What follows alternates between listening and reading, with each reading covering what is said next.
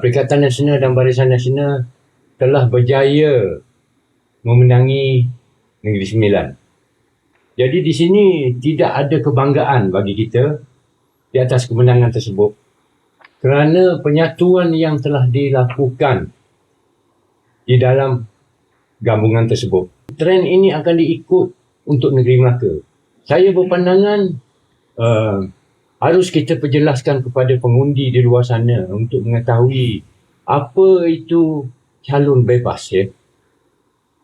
Ramai di luar sana berpandangan tak famous calon bebas, tak ada banyak yang menang.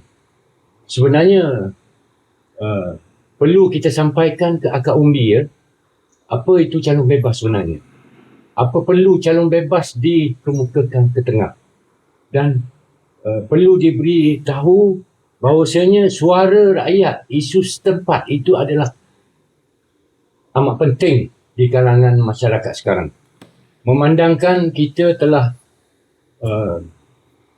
berubah era AI sekarang.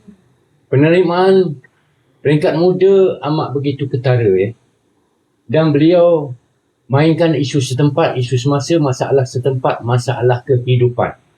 Jadi di sini perlu kita wujudkan di setiap parlimen, dun, kawasan, di setiap negeri di Malaysia ini mempunyai calon bebas yang memahami perjalanan. Apa yang kita perlu sampaikan, kita bukan berpolitik.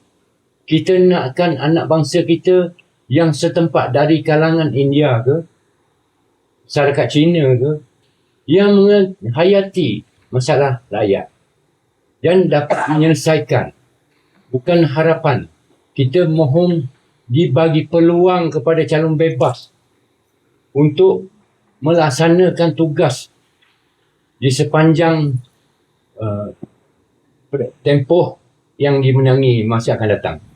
Dan di sini perlu ada persediaan di dalam kumpulan kita dan tidak menganggap ini satu rebutan jawatan kuasa peringkat tertinggi ataupun ini yang amat penting di kalangan kita. Jangan mengharapkan pangkat, tempat.